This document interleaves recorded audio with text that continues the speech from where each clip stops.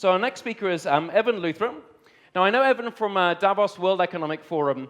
He's got an amazing story. He's a young guy. He's done some incredible things, some crazy things, some very, very impressive things. And what I'd like to do is invite Evan on stage. Give him a big round of applause. Evan Luthra. Many thanks.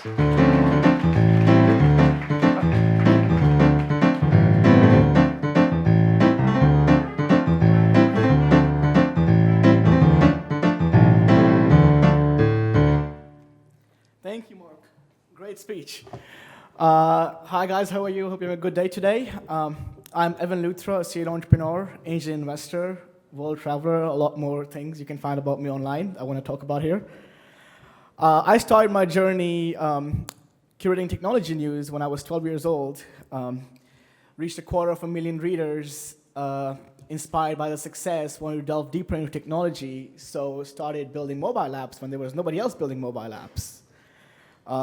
Now my company, EL Group International, builds apps for major Fortune 500 companies, and we basically work with a lot of startups. I invest in a lot of startups, help a lot of non-tech entrepreneurs build their tech companies. I have a lot of people following me on social media, about over 500,000 people who follow everything I do, and I'm a very social guy. I'm in a new country every week, always traveling, sharing my experiences on social media. A lot of the people who follow me are entrepreneurs, and ever since recently, I made some good investments that got me a lot of coverage, and a lot of people started reaching out to me about angel investments. People reach out to me over Instagram, over Twitter, over Facebook. But what I see is that a lot of these entrepreneurs are reaching out when they're just at idea stage. So my topic today is going to be about bootstrapping, which is going from limited opportunities to limited success. I love working on my own dreams, like everybody does. But I'm energized and excited to work with other entrepreneurs. As an angel investor, I'm always looking for what's the next best thing on the horizon. What's the next technology? Is it wearables? Is it VR? What is happening next? Too often, I see an entrepreneur seeking funding too early.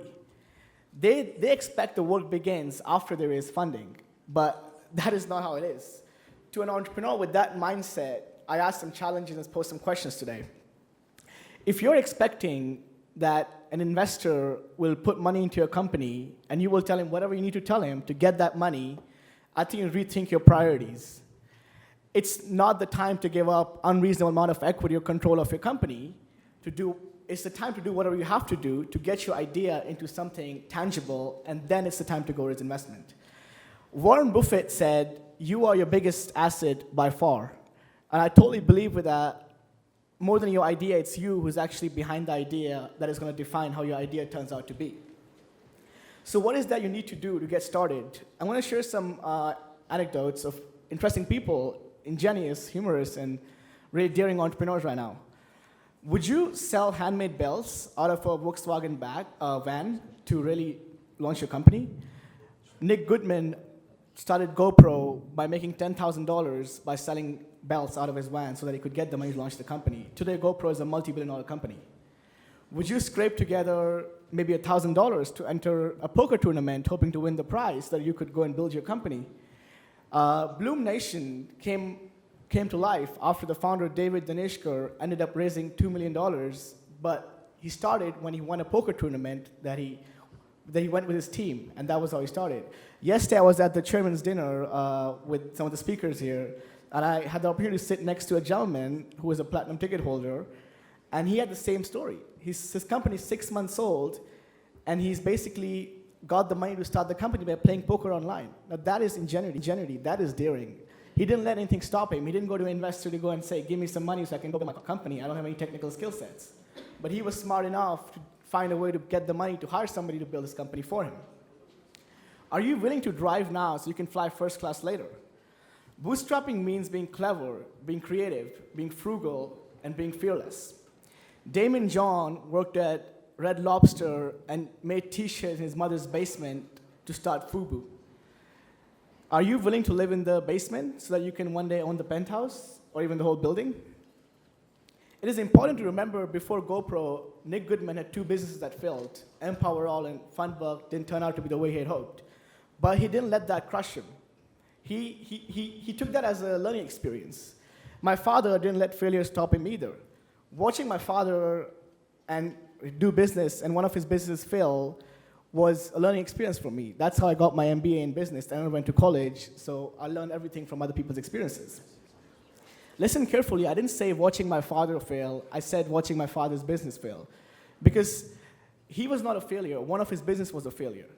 He did not let that stop him, and he kept going. And winners keep going, and that's what defines him as a winner. He taught me by example that problems come with a gift in disguise. Every problem comes as a gift, held tightly in a fist. We need to pry the fingers open to claim that gift as our own. What would you do if you knew you could not fail?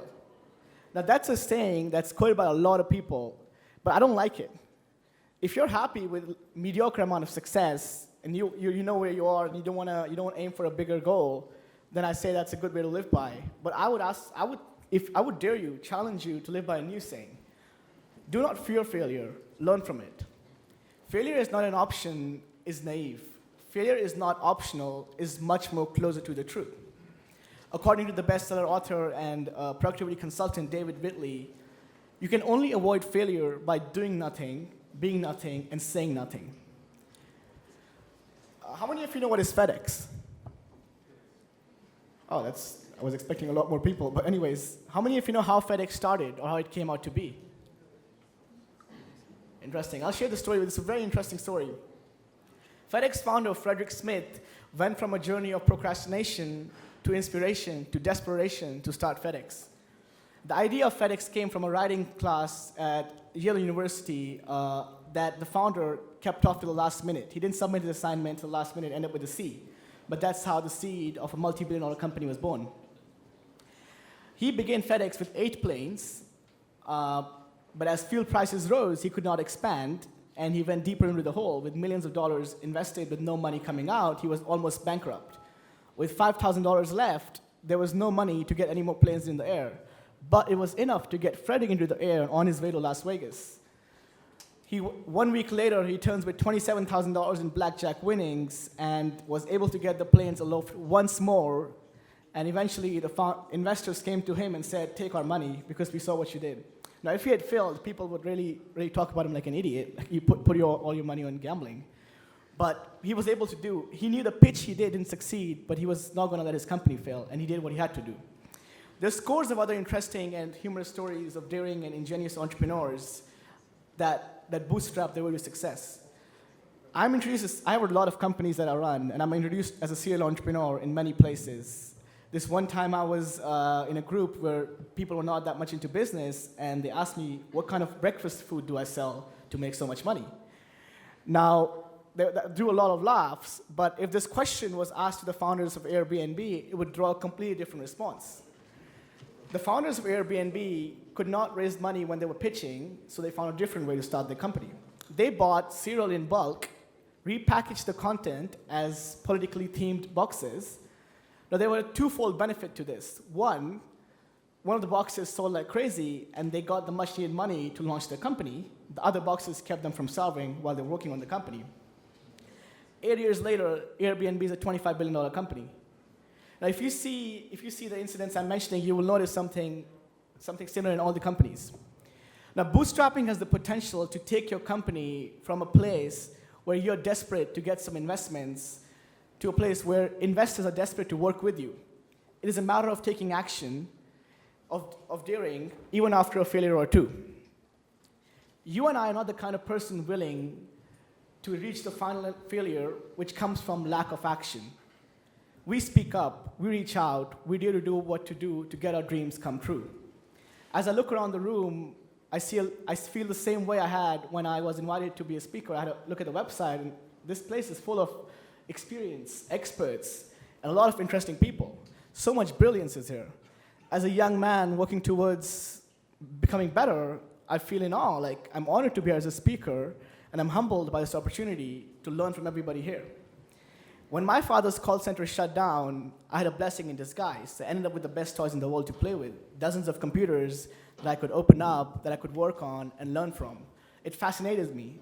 I was on fire to see how they work. It was something that I loved doing. No matter how much time I put into it, I was never bored. I love seeing other people succeed.